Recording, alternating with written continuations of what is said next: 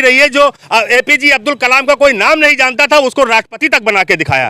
अरे मुसलमान का बात क्या मुसलमान का बात नहीं करते जो क्या बात करते हो यार, जो हिंदू की एकता की बात करते हो, हिंदू की एकता की बात करते हो। एपीजे अब्दुल कलाम को कोई जानता नहीं था। पिछड़े को साइंटिस्ट में उनको जो लाने वाला परमाणु मैन जो लाने वाला विश्व में जो है उसको कौन लाया जो है एपीजे अब्दुल कलाम कोई जानता ही नहीं था।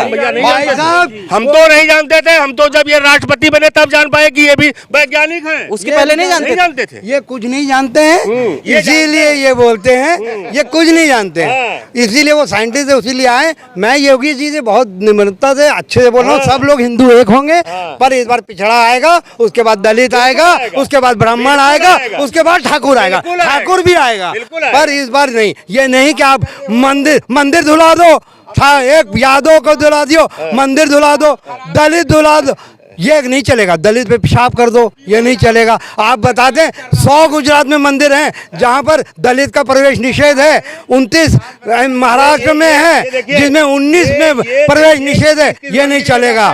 ये सारे मंदिर भैया ये बताएं मस्जिद का नहीं इनके पास आंकड़ा। अरे हम हिंदू की बात कर रहे हैं, हम हिंदू, हम जहाँ दलित प्रवेश निषेध है वहाँ पर बोल रहे हैं। हम नहीं, हम नास्तिक हैं, हम कोई धर्म नहीं मानते, ना हिंदू हूँ मैं ना मुसलमान हूँ, बस अब से मैं खुद अपने अनजान हूँ, बस इतना पता है कि इंसान हूँ।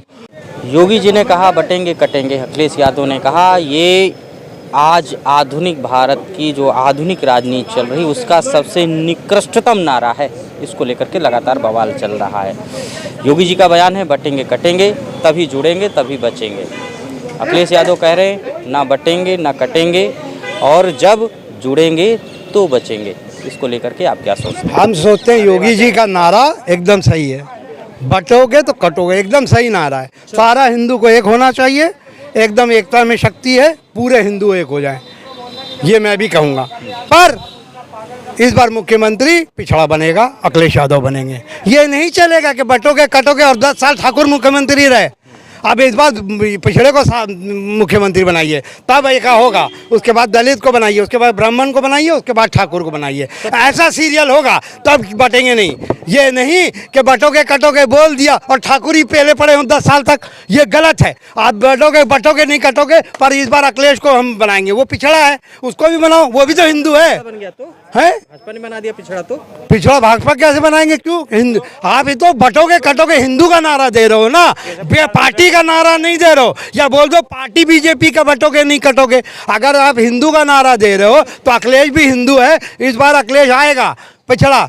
अगर तुम ये सोच रहे हो कि पिछड़ा से हम सिर्फ बटोगे कटोगे करके एका कर ले और ठाकुर बन जाए भाई साहब की तरह, तो वो नहीं चलेगा।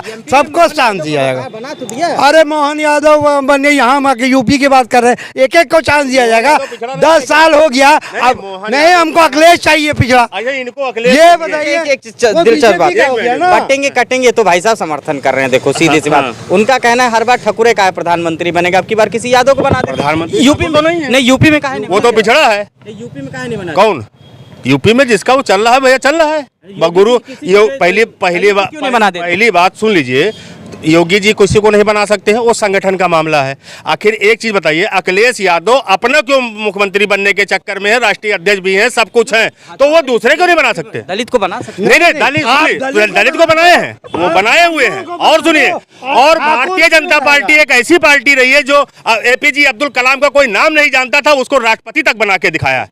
अरे मुसलमान का बात क्या मुसलमान का बात नहीं करते जो क्या बात करते हो यार, जो हिंदू की एकता की बात करते हो। एपीजे अब्दुल कलाम को कोई जानता नहीं था। पिछड़े को साइंटिस्ट में उनको जो लाने वाला परमाणु मैन जो लाने वाला विश्व में जो है उसको कौन लाया जो है एपीजे अब्दुल कलाम कोई जानता ही नहीं था।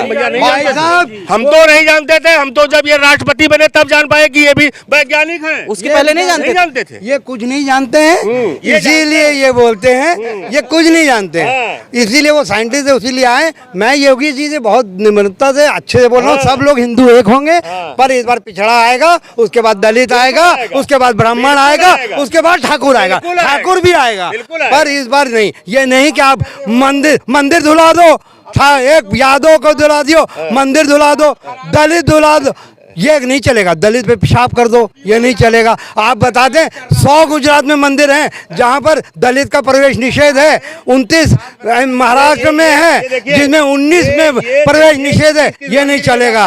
ये सारे मंदिर मुस्लिम है भैया, ये बताएं मस्जिद का नहीं इनके पास आंकड़ा। अरे हम हिंदू की बात कर रहे हैं, हम हिंदू, हम जहाँ दलित प्रवेश निषेध है वहाँ पर बोल रहे हैं। हम नहीं हम नास्तिक हैं, हम कोई धर्म नहीं मानते। ना हिंदू हूँ मैं, ना मुसलमान हूँ, बस से मैं खुद अपने अनजान हूँ, बस इतना पता है कि इंसान हूँ, कुछ नहीं है। तो बता रहे ना मैं हिंदू ना मुसलमान हूँ, वही बात कर रहे हैं ये भाई। अगर ये कह रहे हैं कि सारा इनके पास आंकड़ा है ना कि गुजरात में चले जाओ इतने मंदिर है, महाराष्ट्र में इतने मंदिर है, फला जगह इतने मंदिर है, तो जरा ये बता दे कि मस्जिदों में कितने इनको लोगों को जो है वो कर रहे हैं हिंदू। खम्मन पीर बारह में तो मैंने हिंदुओं को नहीं वहाँ क्यों जाएंगे? नारा गलत है, नारा होना चाहिए पढ़ोगे तो बढ़ोगे।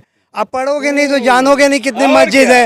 आप पढ़ो ना, दिखा लो कितनी मस्जिद है, पढ़ोगे तो जानोगे कहाँ क्या मंदिर है। हम पढ़ते हैं तो हम ये बताइए, भाई साहब कह रहे कोई मस्जिद में किसी को जाते नहीं देखा, खम्मन पीर में तो जाते हैं। खम्मन पीर में तो बहुत से हिंदू जाते हैं। जब हमारे साहब खुद बोल रहे हैं, अब उनके आगे तो हम क्या बोल सकते हैं? इनसे हर चीज बोलिए सर। भाई साहब इस बार इलेक्शन पिछड़ा लड़ेगा, आप मंदिर धुला देते हो, कहाँ से एकता होगी? एकता कहाँ से एकता होगी?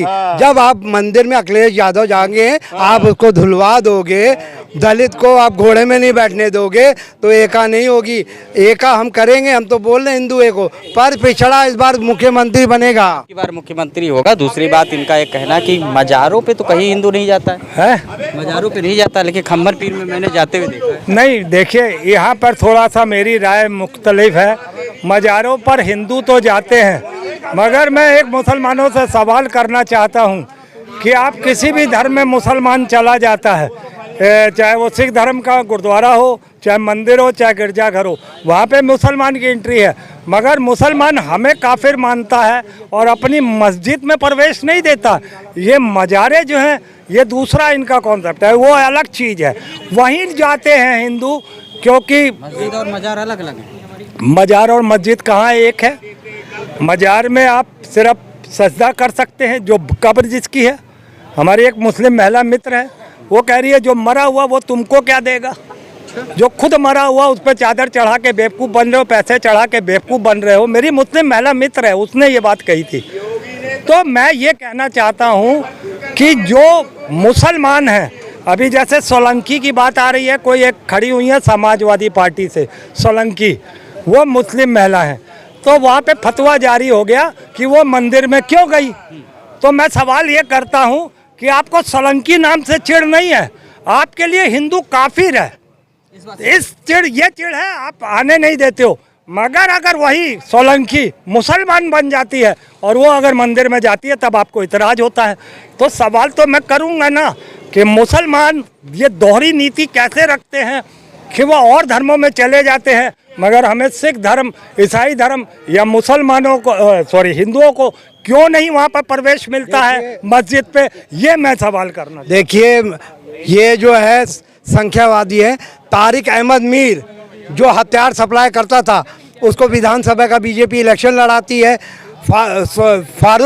सैफुल्ला फारूक जो कश्मीरी पंडितों का हथियार है, उनको लोकल बॉडी का इलेक्शन लड़ाती है। और आप कश्मीर में, और आपका जाके तालिब हुसैन जो आतंकवादी है, वो अमित शाह के साथ मंच साझा करते हैं। तो ये कौन सी नहीं है, ये मुसलमान तो है। या आप बताइए, नवाब मलिक जो दाऊद का आदमी है, उसको टिकट दे देते हो, और उसके बाद जो प्रफुल्ल पटेल है इकबाल मर्ची के साथ मिला हुआ, उसको टिकट दे देते हो। वहाँ तुम्हारी हिंदू मुसलमान नहीं चलती है, उसको भी टिकट मत दो। तुम यहाँ पर से जाते हो, अडानी जाते हैं जिना के कब्र में चादर चढ़ाते हैं, और तुम जाते हो नवाज शरीफ के यहाँ केक खा लेते हो, और तुम दुबई में जाते हो और शाह के साथ गले मिलके या अभी भी करते हो, तब कुछ नहीं होता। हम तो मुसलमान, एक गरीब मुसलमान को, एक गरीब आम जनता को, हिंदुस्तानी को परेशान करते हो, ये नहीं चलेगा। देखिए मुसलमान को कुरान में ईमान ना। अभी ये मुसलमान की बात कर रहे हैं, विदेशों में गप, यहाँ पर सुनिए, अभी इनका एक भगोड़ा है यहाँ का, डॉक्टर जाकिर नाइक, डॉक्टर जाकिर नाइक का नाम तो सुना होगा आपने। वो अभी जा करके पाकिस्तान में क्या बोला है कि महिलाओं को प्रधान नहीं बनना चाहिए, महिलाओं को असेंबली में नहीं, मुख्यमंत्री प्रधानमंत्री, सुन लीजिए पाकिस्तान में बोला है, यहाँ का भगोड़ा। और उसने ये भी कहा जाकिर नाइक ने कि जो पाकिस्तान में मरेगा मुस्लिम वो सीधा जन्नत जाएगा और जो भारत में मरेगा वो दोजख में जाएगा। सुनिए सीधा बोला है। और अपने उस पर देख लीजिए, अभी तो एक 15 दिन का वो है भाषण, उसका भी 15 दिन का भाषण है डॉक्टर जाकिर नाइक का। पाकिस्तान भाग गया तो जाएगा जन्नत। अरे भैया तो वो कह रहे हैं कि अरे हिंदुस्तान का तो वो है, आखिर है तो हिंदुस्तान जी पकड़ ला में जो है किसको, वो हिंदुस्तान का तो है, पाकिस्तान कहीं बाहर से विदेश से तो आया नहीं है, एक टुकड़ा बना है ना। अरे कहाँ से पकड़ेंगे? पूरा में 2 आतंकवादी पकड़ा। उन्होंने बोला कि बीजेपी का नेता ध्रुव सक्सेना ISI का एजेंट के रूप में काम कर रहा था, टेलीफोन एक्सचेंज चला था, एक रैकेट चला रहा था। ये आपका जाके बलराम यादव और प्रदीप पुलकर ये क्या थे, ये आपका जाके इनका साथ आरोप है कि ये RSS से जुड़े हैं। ये क्या कर रहे थे, ये DRDO में काम करते थे, इंडिया का सूचना पाकिस्तान को देते थे। ये आतंकवादी नहीं है। अरे आप मुसलमान हिंदू का बात करते हैं, मुसलमान को कुरान में इमाम ना मिला, गीता में हिंदू को भगवान ना मिला। अरे जाओ, तुमको क्या भगवान मिलेगा जिसको इंसान में इंसान ना मिला। तो आप हिंदू मुसलमान का बात ना करो, भाईचारा हमारे यहाँ है। ये बात करो कि 23 करोड़ लोग, आज सबसे दुनिया में गरीब देश इंडिया है।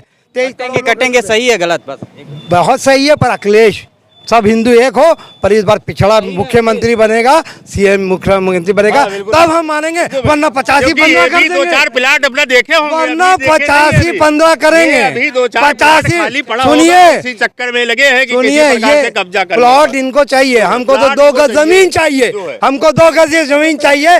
और 85-15 ना हो जाए। मायावती 4 बार आई थी, ये डर है योगी जी को, इसीलिए बटोगे कटोगे कर रहे हैं। अब बटोगे कटोगे तो ठीक है, एक रहो, पर पिछड़ा यादव इस बार CM होगा। जय हिंद, जय भारत। बटेंगे कटेंगे ये शब्द शायद अभी चलेगा और 2027 से लेकर हमें लग रहा है कि लंबे समय तक चलेगा, क्योंकि शब्द ही ऐसा है और ये हर जगह फिट हो रहा है। बटेंगे तो कटेंगे। आप लोग इस पर क्या सोचते हैं? अपना कमेंट करके जरूर बताइए। तब तक के लिए नमस्कार।